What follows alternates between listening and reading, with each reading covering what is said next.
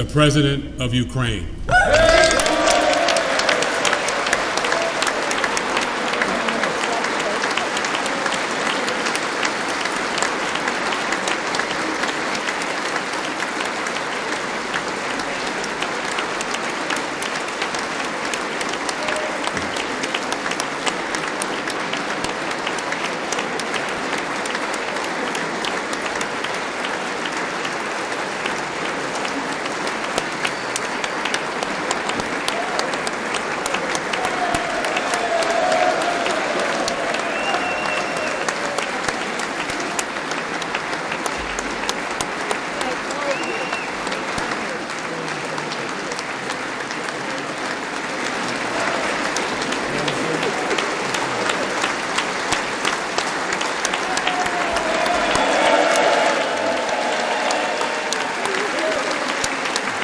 Thank you so much.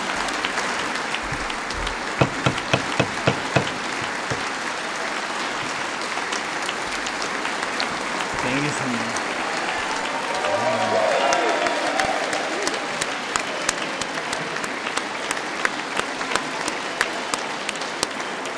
Героям слава.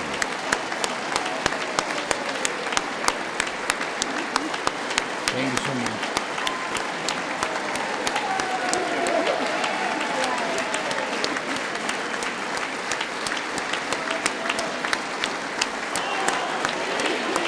Героям слава!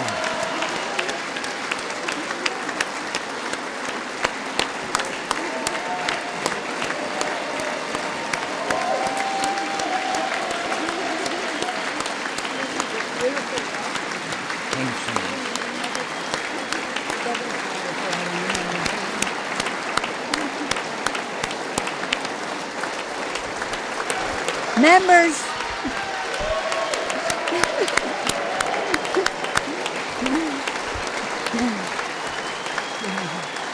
members of Congress. I think it's too much. I think it is.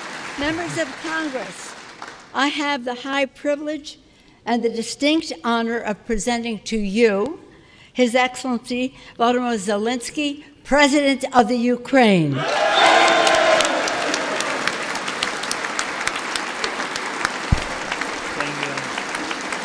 Thank you so much.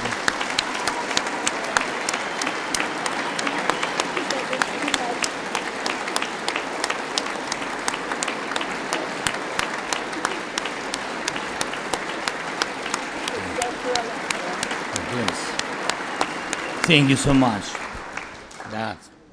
Thank you. It's too much for me. All this for our great people. Thank you so much.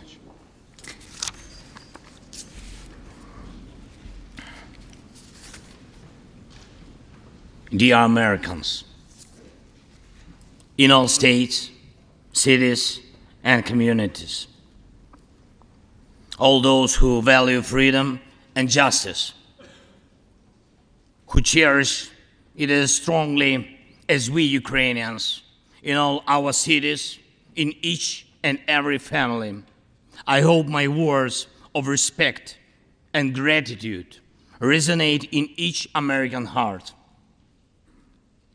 Madam Vice President, I thank you for your efforts in helping Ukraine. Madam Speaker, you bravely visited Ukraine during the full-fledged war. Thank you very much. A great honor. Thank you.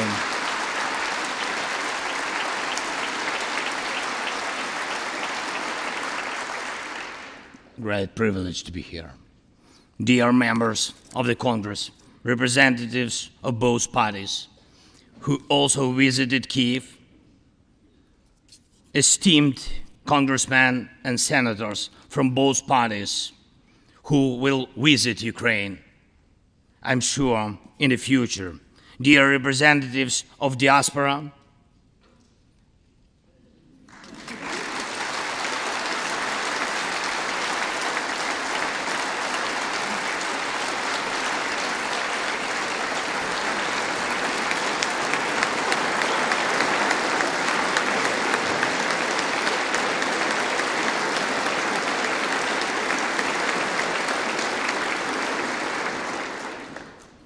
present in this chamber and spread across the country, dear journalists. It's a great honor for me to be at the US Congress and speak to you and all Americans. Against all odds and doom and gloom scenarios, Ukraine didn't fall. Ukraine is alive and kicking.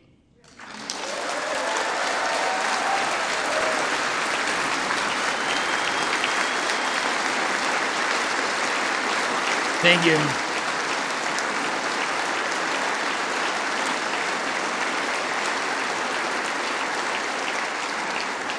And it gives me good reason to share with you our first joint victory. We defeated Russia in the battle for minds of the world.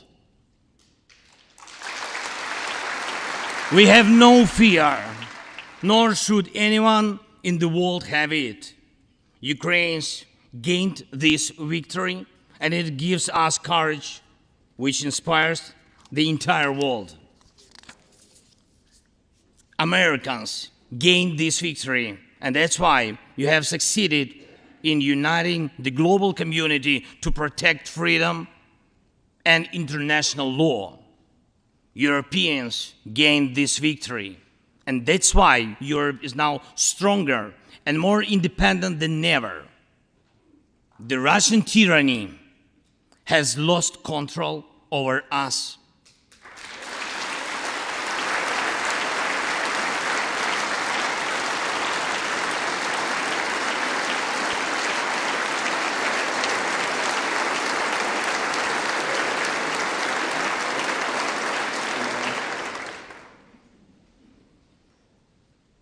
And it will never influence our minds again. Yet, we have to do whatever it takes to ensure that countries of the global south also gain such victory. I know one more, I think, very important thing. The Russians will stand a chance to be free only when they defeat the Kremlin in their minds.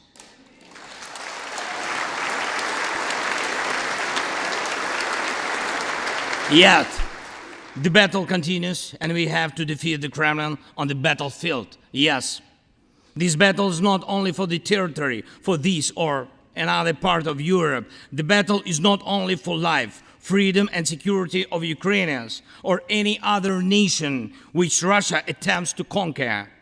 This struggle will define in what world our children and grandchildren will live, and then their children and grandchildren. It will define whether it will be a democracy of Ukrainians and for Americans for all.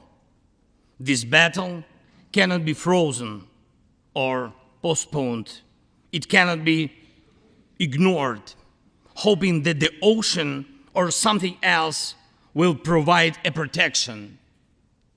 From the United States to China, from Europe to Latin America, and from Africa to Australia, the world is too interconnected and interdependent to allow someone to stay aside and at the same time to feel safe when such a battle continues. Our two nations are allies in this battle. And next year will be a turning point. I know it, the point when Ukrainian courage and American resolve must guarantee the future of our common freedom, the freedom of people who stand for their values.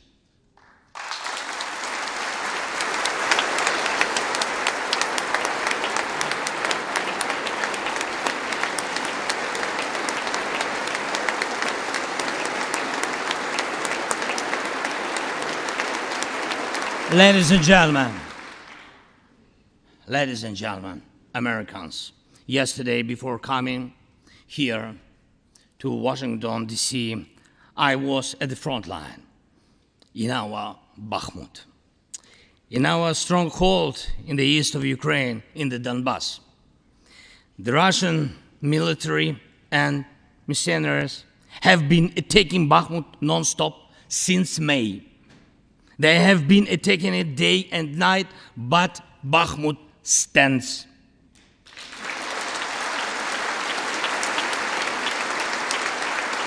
Last year, 70,000 people lived there in Bakhmut, in this city, and now only few civilians stay. Every inch of that land is soaked in blood. Roaring guns sound every hour. Trenches in the Donbas change hands several times a day in fierce combat and even hand fighting. But the Ukrainian Donbas stands.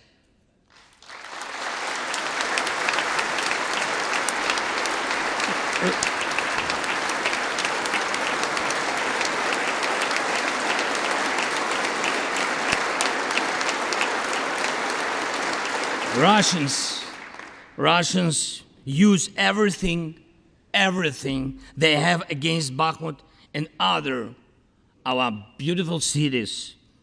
The occupiers have a significant advantage in artillery. They have an advantage in ammunition. They have much more missiles and planes than we ever had. And it's true, but our defense forces stand.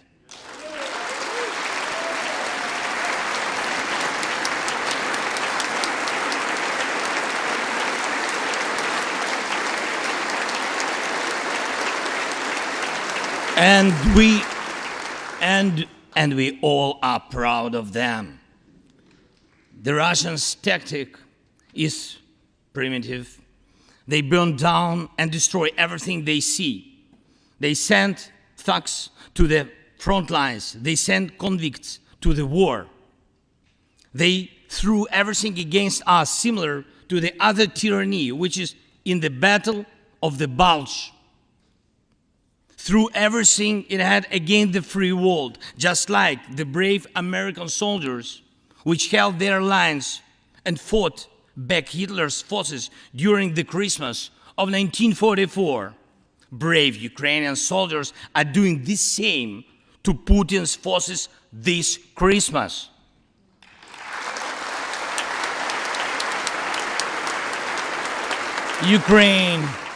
Ukraine holds its lines and will never surrender.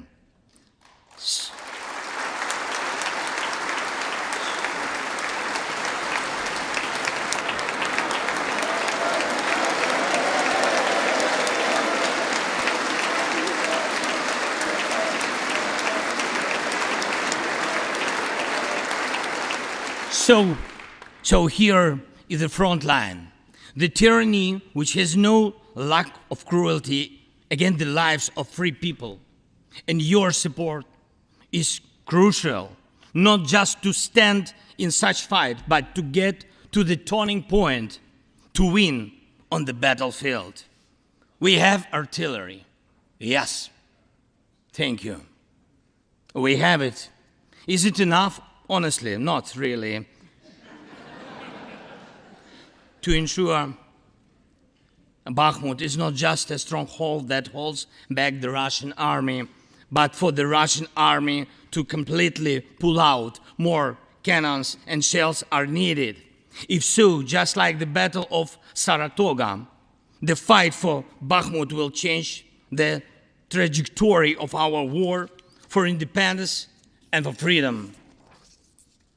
If your patriots stop the Russian terror against our cities, it will let Ukrainian patriots work to the full to defend our freedom. When Russia cannot reach our cities, but its artillery, it tries to destroy them with missile attacks. More than that, Russia found an ally in this genocidal policy, Iran. Iranian deadly drones sent to Russia in hundreds became a threat to our critical infrastructure. That is how one terrorist has found the other. It is just a matter of time when they will strike against your other allies. If we do not stop them now, we must do it.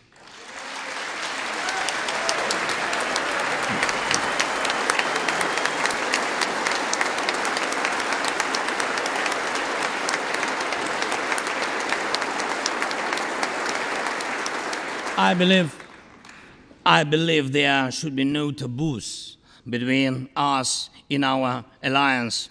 Ukraine never asked the American soldiers to fight on our land instead of us. I assure you that Ukrainian soldiers can perfectly operate American tanks and planes themselves.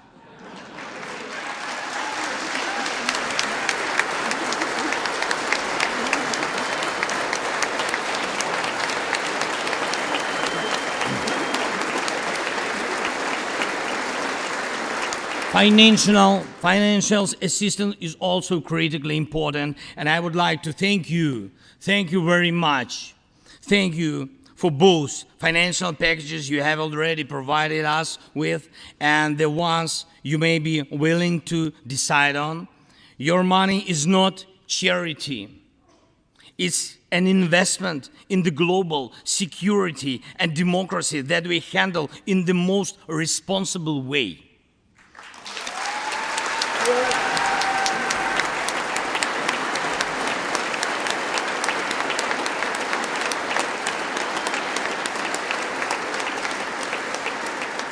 Russia could stop its aggression, really, if it wanted to, but you can speed up our victory. I know it. And it will prove to any potential aggressor that no one can succeed in breaking national borders, no one committing atrocities and reigning over people against their will. It would be naive to wait for steps towards peace from Russia, which enjoys being a terrorist state. Russians are still poisoned by the Kremlin. The restoration of international legal order is our joint task. We need peace. Yes, Ukraine has already offered proposals, which I just discussed with President Biden, our peace formula, 10 points which should and must be implemented for our joint security, guaranteed for decades ahead. And the summit which can be held, I'm glad to stress that President Biden supported our peace initiative today. Each of you, ladies and gentlemen, can assist in the implementation to ensure that America's leadership remains solid, bicameral, and bipartisan. Thank you.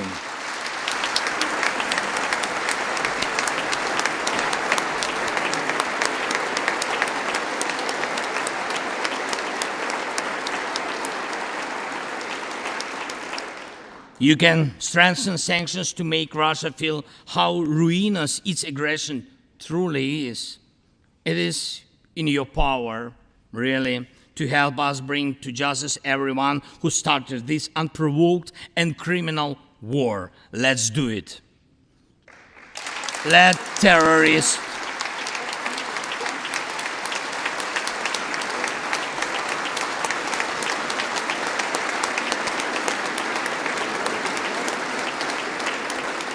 Let the terrorist state be held responsible for its terror and aggression and compensate all losses done by this war. Let the world see that the United States are here. Ladies and gentlemen, Americans, in 2 days, we will celebrate Christmas. Maybe candlelit. Not because it's more romantic, no, but because there will be no electricity. Millions won't have neither heating nor running water. All of these will be the result of Russian missile and drone attacks on our energy infrastructure. But we do not complain. We do not judge and compare whose life is easier. Your well-being is the product of your national security, the result of your struggle for independence and your many victories. We, Ukrainians, will also go through our war of independence and freedom with dignity and success.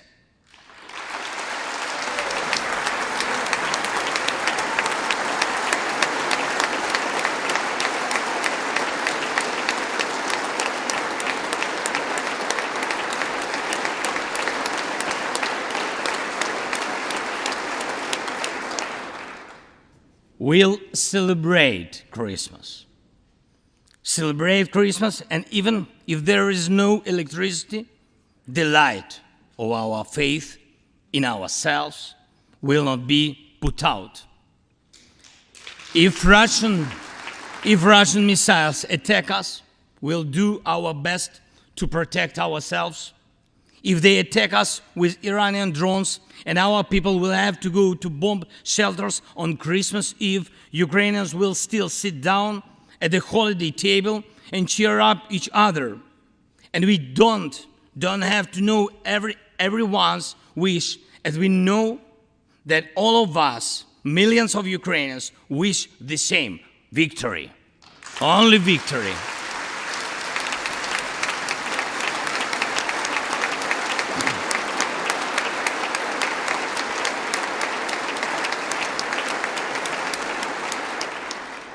We already built strong Ukraine with strong people, strong army, strong institutions together with you. We developed strong security guarantees for our country and for entire Europe and the world together with you. And also together with you, we'll put in place everyone who will defy freedom. Put in. This will be the basis to protect democracy in Europe and the world over. Now, on the special Christmas time, I want to thank you, all of you. I thank every American family which cherishes the warmth of its home and wishes the same warmth to other people. I thank President Biden and both parties at the Senate and the House for your invaluable assistance. I thank your cities and your citizens who supported Ukraine this year, who hosted our Ukrainians, our people, who waved our national flags, who acted to help us. Thank you all, from everyone who is now at the front line, from everyone who is evading victory. Standing here today, I recall the words of the President Franklin Delano Roosevelt, which are, I think, so good for this moment. The American people, in their righteous might, will win through to absolute victory. The Ukrainian people will win too, absolutely.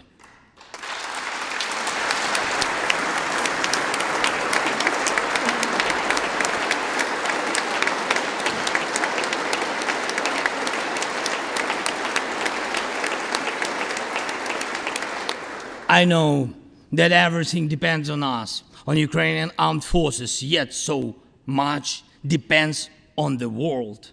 So much in the world depends on you. When I was in Bakhmut yesterday, our heroes gave me the flag, the battle flag, the flag of those who defend Ukraine, Europe, and the world at the cost of their lives. They asked me to bring this flag to you, to the US Congress, to members of the House of Representatives and senators whose decisions can save millions of people. So let these decisions be taken. Let this flag stay with you, ladies and gentlemen. This flag is a symbol of our victory in this war. We stand, we fight, and we will win because we are united, Ukraine, America, and the entire free world.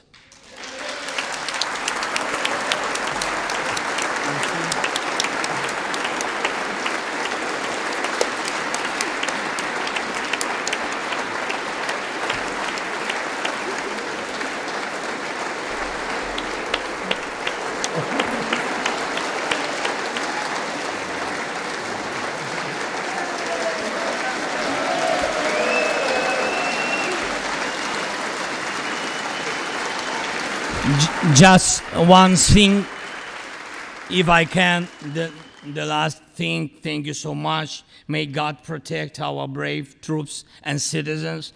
May God forever bless the United States of America. Merry Christmas and happy, victorious New Year. Slava Ukraini!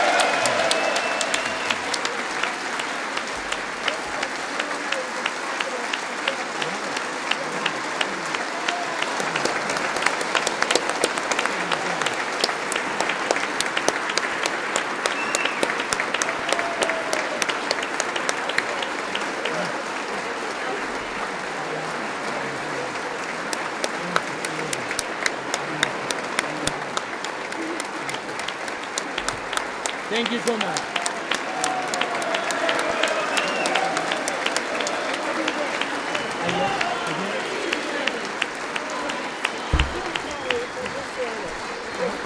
The capital today for you. Okay. To me, Somebody will carry it. I can hold. Okay. We'll turn around. Yes. There we go.